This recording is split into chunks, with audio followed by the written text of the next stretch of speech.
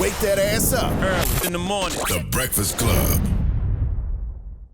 Morning, everybody. It's DJ Envy, Angela Yee, Charlamagne the Guy. We are the Breakfast Club. We got a special guest in the building, President and CEO of the NAACP, Derrick Johnson. Welcome, sir. Good brother. Good morning. Thank you for having me. Sad morning. Rest in peace to Elijah Cummings. True that. Yeah, man. Yeah, he was a powerful voice in the House. Many of the members, black and white, relied on his expertise around the procedures of the House, and we've seen his voice ring loud and clear as related to the impeachment process of Donald Trump. What happens when we lose a person like that in the House? What are the political ramifications of that? You know, it's typically it's a special election, so we'll probably see people line up in the greater Baltimore area seeking to replace that seat. I don't suspect you're going to have someone to replace him because the expertise he brought to the table is unmatched. Will it be another black person, I hope? You know, considering that district, absolutely. Yeah. You know, it is Baltimore, you know, and Baltimore is one of our chocolate cities. So I cannot imagine the citizens of that city electing someone who's not black after having Elijah Cummings and before that having Kwasi Nfume. Gotcha. That is one of those historical black districts we've had for the last 40 years. Well, we here to talk about you, though, Derrick, and the NAACP. What the hell did they do in 2019? What is the NAACP? They feel like they don't do anything. You know, it's one of those scenarios where, as an organization, we are a vehicle for voices of individuals across the country. We are in 47 states, 2,200 units. We are a bottom-up structure, so local communities, primarily in the South, but across the country, they come together, they put forth an agenda that would impact their quality of life. So whether one community is about education, another community might be environmental justice, another community is about police brutality, on and on and on. Mm-hmm. And so, when I first stepped into the role as a volunteer state president of Mississippi, people said, "Why would you do that? Is it relevant?" And I shoot back. It is as relevant as the local community make it.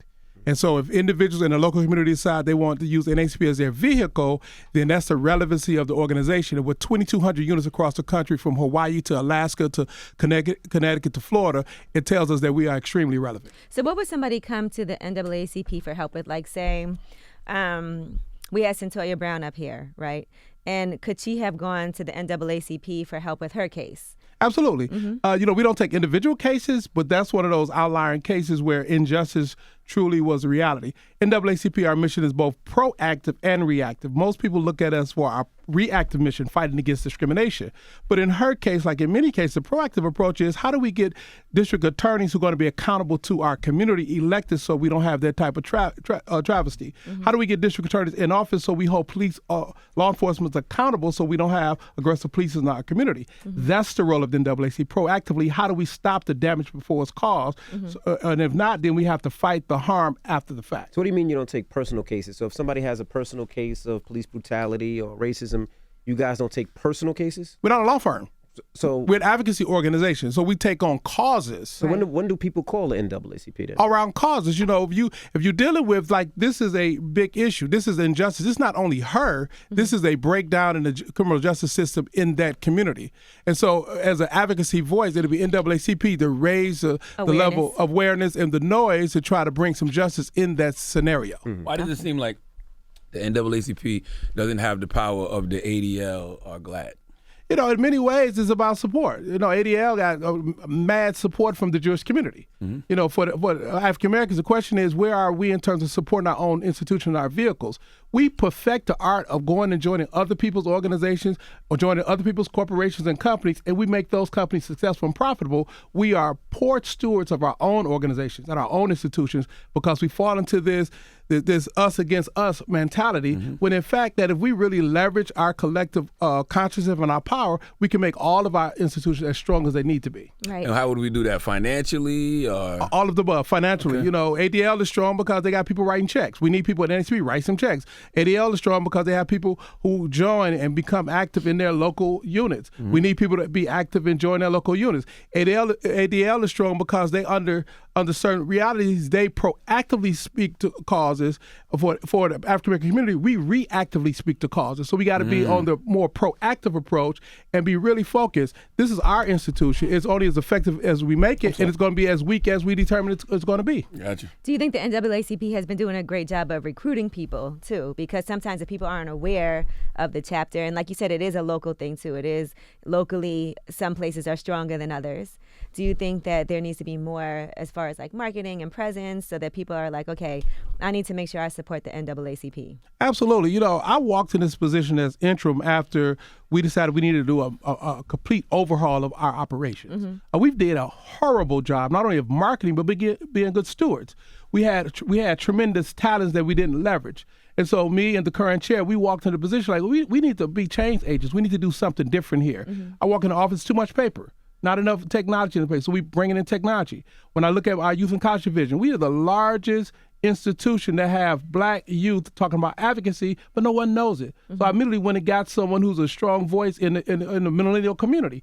Now she's getting too old. She's 30, and I got to go find someone else to do that because, the truth be told, she said it over there. So I'm saying, she got too old. Stop it. All right? But the reality is, like anything that's black, over time, you have to recreate yourself to keep up with the times.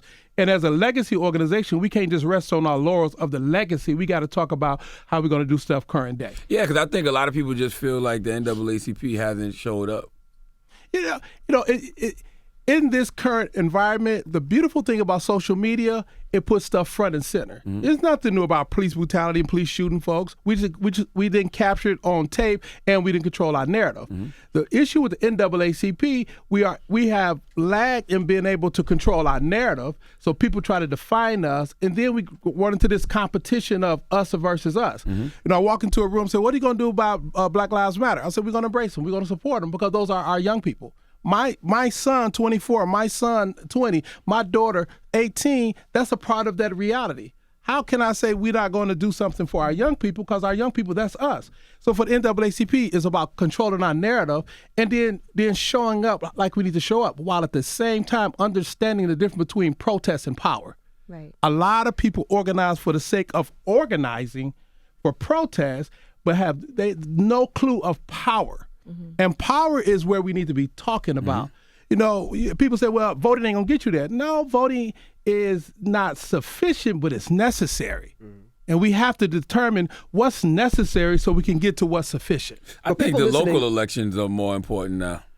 Local elections is by far the most important. In 2015, we embarked on an experiment to deal with the criminal justice system. And it's not about advocating for different policy because that's a long term. What we realize is district attorneys control the destiny of so many lives. They determine who's charged, who's not. They determine what they're getting charged for. They determine the leniency of what they're going to pursue. So we started looking at local district attorney races in 2015 and start winning those races because that's where the power of criminal justice. That's also how you hold police departments accountable. Runaway police departments are a problem. It is pariah on our community. I don't care if they're black officers or white officers. If they're not accountable to the people they're serving, then they become they brutalize our community. Only way you put that in check is putting district attorneys in office and sending a signal. If you terrorize our community, you would be prosecuted like anyone else in the community. When's the last time the NAACP showed up for something where people be like, "Oh, I remember when they did that," or "Oh, that's when they showed up"? You name. Give me the state. Or New York, in Tennessee, we just won about 5 cases around voting. One most recently around voter registration. You mentioned in New Jersey, we just showed up around a mass incarceration issue. We're working with a brother there dealing with the juvenile delinquency. In North Carolina, we just won 2 cases at the Supreme Court. In Mississippi, we several district attorney races. You name the state, we can go on and on and on. The problem is we don't control our narrative. And that's a big problem because, he mentioned this morning, GLAD. If somebody says something about their community, GLAD is all over the place. Jewish community, ADL, shut down. We don't feel that same with the NAACP. We don't have that same power. But you explained why, though. But you think about it. Once black folks line up, we shut it down. The problem is everybody trying to get in front of the line without building the stage. I'm gonna be honest with you, Derrick. The only people we know how to cancel is ourselves. Hey, that it is. That's we're a circular firing squad. We don't know how to cancel nothing else. But it's funny when you look at elections. We turn out in drove when we think we are up against the wall. Alabama, Doug Jones. Every black group in the world and every white progressive say, "Look what we did. We turned out to vote. We won." No, black folks just woke up one morning and said, "We're not going for this. We're going to turn out." Right. Our collective consciousness is what carry us. NAACP is but one vehicle that we can drive that collective consciousness through. And that's key. organizations are only vehicles for change. The organizations are not the change. And as vehicles for change, the real question is who's in the car helping to direct and drive it. And if people abandon the car, of course, that car's not going as fast as it needs to be. Well, hell no, it ain't, because ain't no gas in it. Where are you? But clearly you can see why people may have abandoned the car of the NAACP. Some days I don't, truly. You know, But you said you walked in and you immediately knew y'all had to change things. No, changing is about evolution. So everything, you know, I'm looking at up here, Hampton University. I'm an HBCU graduate. I love Tougaloo College. But I can tell you right now, both Hampton, Tougaloo, Talladega, all the black colleges need to change our model. Because if we don't, online education and community college is killing us because the tuition is too high for what the return on investment is. So all of them have to change the model. Everything we do, we're a 110-year-old organization. If we don't change, we're stagnant. If we're stagnant, we're irrelevant. If we're irrelevant, what's the alternative vehicle? We don't have it. Well, the problem with the HBCUs, and especially a lot of them, if you're a young kid and you can play basketball or you can play football or you're great in sports, 9 times out of 10 you're not going to a HBCU. You want to go to a different college, which hurts our HBCUs. It kills us. You know, you think we don't about get those monies. We don't get those organizations donating money back to us and boosters like that because none of our kids want to go to those schools to play. The SWAC used to produce more players out of the NFL than any other conference. And then when the SEC started losing to the SWAC and realizing they couldn't compete nationally, they start paying the parents to get the kids to stop going to the SWAC, to start going to Ole Miss and Alabama and Florida. That's not those schools' fault. That's our fault. What are we doing to reinvest in our HBCUs so we can stop the bleeding of our most talented? And that most talented, what they're doing is they go to school, they go pro, they start writing checks right back to those same schools that ice us out from being engineers, doctors, and lawyers. So we have to remake ourselves as an HBCU community. We have to remake ourselves as an NAACP because the times dictated, and any group that's not reinvigorating themselves. I agree with you. I'm sitting here, right? This is a wonderful format. 20 years ago, we'd be talking about Tom Joyner. Yeah. Shoot, next year, you'll be talking about something else. Hey, there you go. You know what I'm saying? But no, I agree with you because I feel like we got to invest back into our HBCUs. You know what I'm saying? Like we're putting so much pressure on the athletes to stay. But what about those of us who got the means? You know, all right. I'm doing something with South Carolina State because that's my mother's alma mater. So I'm doing something with them. You know, and it's funny, right? So both my sons, I got 5 kids. So my 2 older sons, they went to my alma mater. My oldest son is at film school at USC. My second oldest, he about to do an exchange program at Brown. Our HBCUs, they produce, but we have to provide. Correct. NAACP, we produce, but we have to provide. And if we are the circular firing squad, we can always find what's wrong. But when do we get to the place where we're talking about the surplus of what we have as opposed to the deficits of what we don't have? Right. So for people listening, if they're like, okay, I want to be involved, I want to join the NAACP, what would you tell them? Where do they need to go and find that information? Well, you could text 40649 the word NAACP. We would immediately follow back up with you, or you can go online NAACP.org and join there.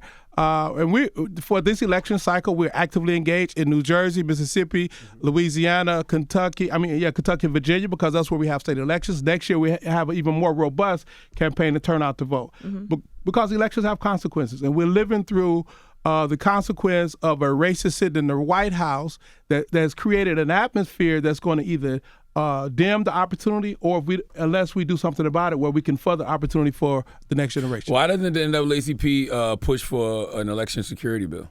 We are all a part of the election security bill. Actually, we helped draft part of the language, and the election security bill is coming out of the Committee on Homeland Security with Congressman Thompson, where I used to work, and my mentor. So we're all on top of the election security bill. We also so the one Mitch McConnell blocked, y'all was part of that? The one that's in the House now that he's blocking. Yeah, absolutely. Oh, wow. Oh, absolutely. Yeah. So we have a full D.C. office, lobbyists, there, the whole deal. Good, because I feel like we're not being loud enough about how our democracy is really compromised right now. You got all of these Democrats talking about the Russian interference, but you're not actually telling the people, like, no, they are fucking with our elections. That's right. So you have 4 vehicles in the House and the Senate moving to try to address that. So you have a Senate bill dealing with election security. Kamala Harris, Cory Booker's on that. Then you have a House bill. And what Mitch McConnell is, he's blocking the one that passed in the House, and he's not allowing the Senate bill to get daylight. So he's stopping it. And nobody thinks that's fishy Oh no, it's beyond 50. It's beyond 50. But elections have consequences, so you got to count. In the Senate, you got to count to 51. If you don't have 51 votes, nothing moves. So listen, if we don't fix that piece, how can we honestly, encourage people to go out there and vote? We have to vote. The number one method to overcome vote suppression is voter turnout. You got to increase the number. This is a game of inches. And so people are not losing elections by tens of thousands of votes. People are losing elections by less than 1%. And so they may suppress some of our votes, but the more of us that turn out, it's harder to get over that hump. Don't scare you in 2019 with William Barr being the head of the DOJ and knowing that they're going to challenge it and send it to the Fear is the Supreme motivated Court? to do two things. It either paralyzes us or propel us to act. Yeah, so it scared me, so that's where it's preparing me to act. As a people, we have overcome because we know when we fight, we win. Right. The problem is scared Negroes who won't fight or give reasons why someone else is not doing the job. You have to find solutions. We have to move towards solutions, and we have to get in the game. We have to fight. And if we lose, what have we lost? I agree with you, but I think that if the fight is fixed, we have to be very loud about that. Like, it has to be, we have to get some election security before we even go out there and do what we're supposed to do as far as voting. Well, we got to get election security, but if you can't get it, you get it through policy change. You get policy change by electing policymakers. Elected policymakers, you got to go vote. So it's the building block to democracy, and so you can't start at point W unless you start at point A. Because you can push for election. You can push for election security, and at the same time push for people to go out and vote. And that's what we're doing. We can walk in, and we can walk and chew gum at the same time. We should do that, but we know hope is not a strategy. Hoping that we have a large voter turnout. That's not a strategy, and that's not I will ever subscribe to. No more than I subscribe to having big protests for the sake of protest, because that's not the end game, right? So a protest should be the energizer to get to the end game. And so hope is not what I'm talking about. The strategy is at the exact same time when we have people in office that's accountable, push them on policy. And even though it may fail now, you still organize the community to turn them out. This election cycle, we've invested about $1.5 million on technology and data so we can identify who are the people who are infrequent voters. They vote during presidential elections, but they don't vote during midterm elections or off-year elections. That's our target. And how do we get the people who do vote, go talk to them? That's a whole technology strategy to get to the outcome. So that's the plan of action that the NAACP has for this cycle. Gotcha. For next cycle, we're going to look at, where can we change the tide? Where can we identify if we increase voter turnout by a percentage, 2%, 0.5%, we can change the outcome of the election based on historical practices. That's what we target. That's where we put our resources. That's where we put our technology. That's where we put feet on the ground. Do you have a lot of celebrities and athletes that stand with you guys? And we do. We do. I mean, we convene them primarily around the Image Awards, right? And so this year, coming up towards Image Awards, we're going to have a whole project for them if they sign on, so they can take this on for 2020. We have more people stepping up for next year than we've seen in a very long time because everyone understands what's at stake. Well, we appreciate you for joining us. All right. And tell people again how they can get involved if they want to get involved or even donate. I had one more quick question I wanted to ask you. Were there ever talks to change, like, the CP, colored people, what that stands for? Like, do people feel like it's outdated? We can go down that rabbit trail, but there are bigger fish to deal with. I was just curious if that was ever. So I think about 15 years ago, that was a question. I think in Fume, actually 20 years. And Fume was in my predecessor. He was in the seat. He said, black folks come in all colors. Now, let's leave this argument alone. Let's start talking about the power conversation, because we got to start talking about the power conversation, not the ancillary issues. The brand NAACP is a highly recognized brand. And so when you start tampering with that, the money to reposition a new brand, a new name, it could be cost prohibitive. Wasted money. It's wasted money. Right. So here we are. Okay. All right. Well, tell them how they can get involved if they want to donate. And you can donate NAACP.org, our website, or you can text 40649 the word NAACP, and we will stay in contact with you. Yeah, and I love Tom Joyner, man. NAACP been riding with Tom Joyner for a long time, but it is a new generation. That's why I'm here, brother. Just want to throw that out there. Okay, you from South Carolina, I live in Mississippi. Let's do this thing. I put out a couple books, and I ain't never got nominated for no NAACP submit it. Award. Submit it. I did submit. Let's talk about it. Put out a book called Black Privilege out the New York Times. And you submitted to the NAACP. Damn right. Okay, sold I'm 1 million look that copies. You act like I ain't exist. All right, let's do this. No. Guess who vote for you? The members of the NAACP. So get your audience to join, and then they can vote for your book. Let's do that. I ain't messing with you. There you go. There you go. All right. Thank y'all. It's the Breakfast Club. It's Derrick Johnson, y'all.